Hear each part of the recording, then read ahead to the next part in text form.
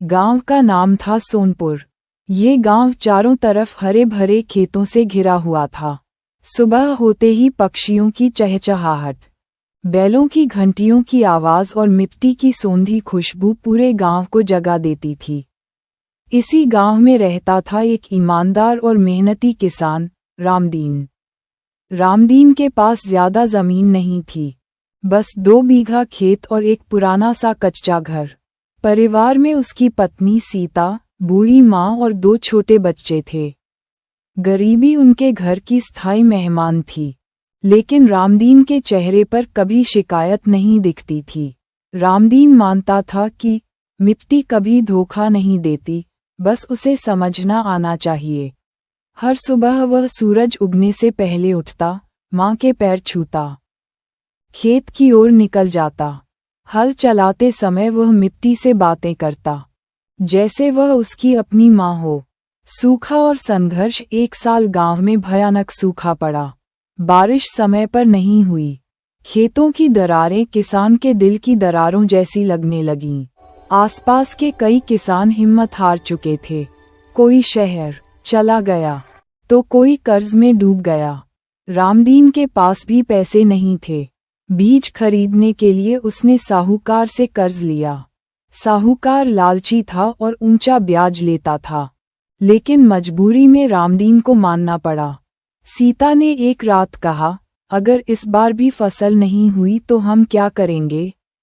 रामदीन ने आसमान की ओर देखते हुए कहा, भगवान और मिट्टी पर भरोसा है। जब तक हाथ पैर चल रहे हैं, हार नहीं मानूंगा।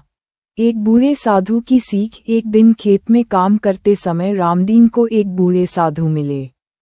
उनके चेहरे पर शांति थी। साधु ने पानी मांगा। रामदीन ने बिना सोचे अपना पानी का लोटा दे दिया। साधु मुस्कराए और बोले, बेटा, तू मेहनती है, लेकिन खेती केवल हल और बीज से नहीं चलती, समझदारी से भी चलती है।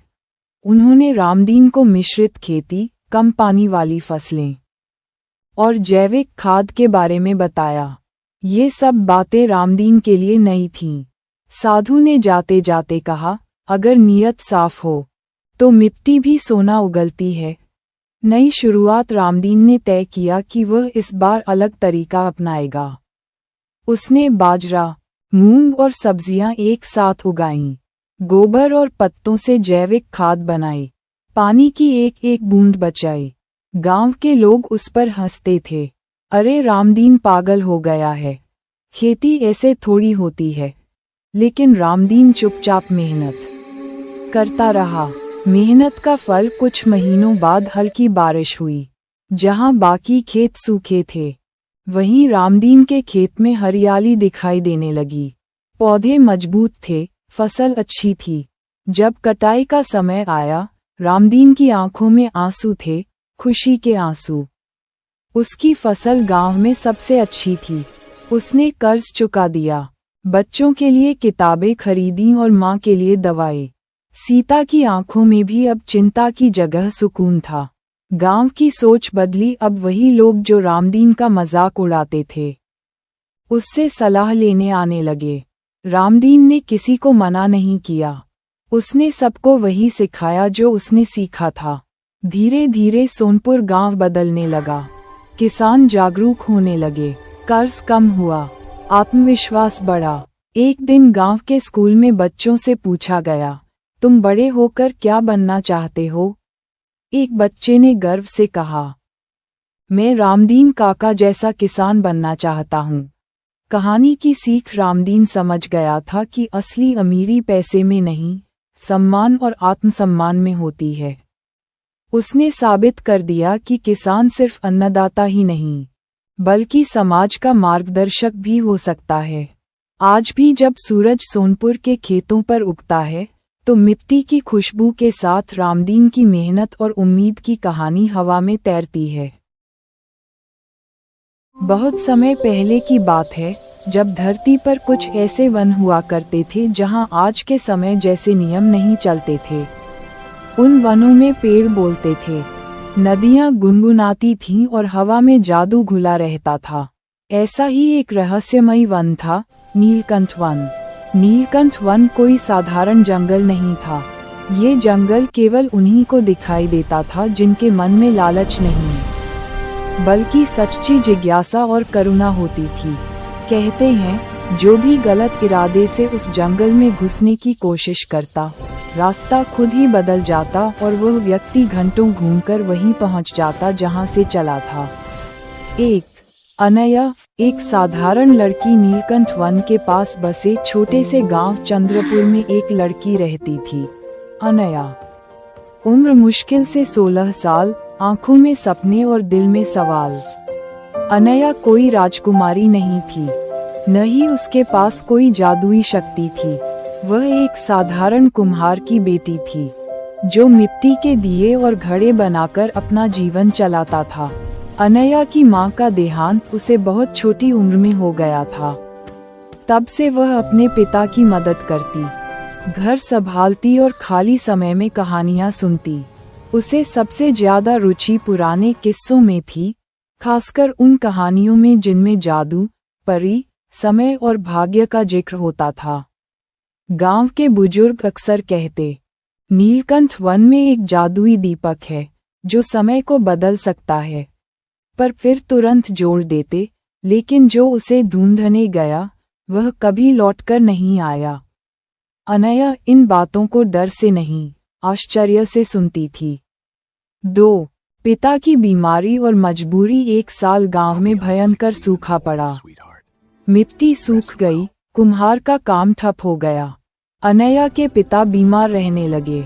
गांव का वैद्य बोला, अगर इन्हें बचाना है तो स्वर्ण पुष्प चाहिए, जो केवल नीलकंठ वन में उगता है। गांव वालों ने सिर हिला दिया। वो जंगल मौत का घर है, पर अनया चुप नहीं रही। उस रात जब चांद पूरा था और हवा में अजीब सी सरसराहट थी, अनया ने निर्णय ले लिया, अगर कहानियां सच हैं, उसने खुद से कहा, तो शायद जादू भी सच होगा।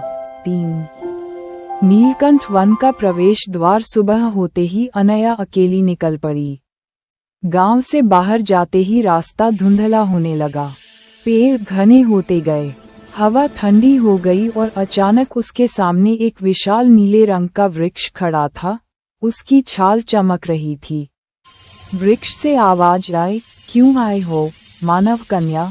अनया डर गई, पर भागी नहीं। मैं अपने पिता की जान बचाने आई हूँ। वृक्ष कुछ देर चुप रहा, फिर बोला, नीलकंठ वन केवल परीक्षा देने वालों को भीतर आने देता है। क्या तुम तैयार हो? अनया ने सिर झुका दिया, हाँ। जैसे ही उसने वृक्ष को छुआ, जमीन हिलने लगी और रास्ता खुल गया। 4. बोलती नदी और पहला इम्तिहान। वन के भीतर सब कुछ अलग था। रंग ज्यादा गहरे, आवाजें ज्यादा साफ। थोड़ी दूर चलने पर उसे एक नदी मिली, जिसका पानी चांदी की तरह चमक रहा था। नदी बोली, अगर पार करना है तो अपना सबसे प्रिय विचार छोड़ना होगा। अनया सोच में पड़ गई। उसे अपनी माँ की याद आई, अपने पिता का चेहरा याद आया। आखिर उसने कहा, मैं अपने डर को छोड़ती हूँ। नदी शांत हो गई और पत्थर अपने आप ऊपर आ गए। अनया पार कर गई। 5. समय का जादुई दीपक। आगे एक पुराना मंदिर था। भीतर प्रवेश करते ही एक छोटा सा दीपक हवा में तैर रहा था। उसकी लौ नीली थी। एक वृद्ध परी प्रकट हुई। ये समय का दीपक है। ये भूत, वर्तमान और भविष्य तीनों को छू सकता है। अनया ने पूछा, क्या इससे मैं अपने पिता को बचा सकती हूँ? परी ने गंभीर स्वर में कहा, हाँ, लेकिन कीमत चुकानी होगी। जो समय बदलता है वह खुद बदल जाता है। अनया ने दीपक छुआ। अचानक वह अपने अतीत में पहुंच गई, माँ की गोद में, पिता की हंसी के बीच। उसकी आंखों से आंसू बहने लगे। 6. स्वर्ण पुष्प की खोज। परी ने चेताया, तुम्हारे पास केवल एक अवसर है। अनया आगे बढ़ी और एक सुनहरा फूल देखा, जिसकी खुशबू से पूरा वन महक रहा था। जैसे ही उसने फूल तोड़ा, आकाश गरज उठा। वन बोला, तुमने नियम तोड़ा है, अब तुम्हें अपना सबसे प्रिय पल छोड़ना होगा। अनया ने आंखें बंद की। मैं अपनी माँ की आखिरी याद छोड़ती हूँ। क्षण भर में वह स्मृति धुंधली हो गई। दिल भारी हो गया, पर फूल उसके हाथ में था। 7 वापसी और बलिदान। जब अनया गांव लौटी तो सब कुछ बदला सा था। लोग उसे पहचान रहे थे, पर वह खुद को थोड़ा खाली महसूस कर रही थी। स्वर्ण पुष्प से दवा बनी। पिता ठीक हो गए, पर अनया ने महसूस किया वह अब पहले जैसी नहीं रही। उसे माँ का चेहरा याद नहीं आता था, पर उसका प्यार दिल में था। 8 अंतिम रहस्य। कुछ साल बाद अनया खुद एक कहानीकार बन गई। वह बच्चों को कहानियाँ सुनाती और कहती, जादू होता है, पर उसकी कीमत होती है। एक रात वही नीला दीपक उसके सामने प्रकट हुआ। परी की आवाज आई, तुमने लालच नहीं, प्रेम चुना, इसलिए नीलकंठ वन अब तुम्हारे भीतर है। अनया मुस्कुराई। उसे समझ आ गया, सच्चा जादू समय बदलना नहीं, बल्कि किसी के लिए खुद को बदलना है।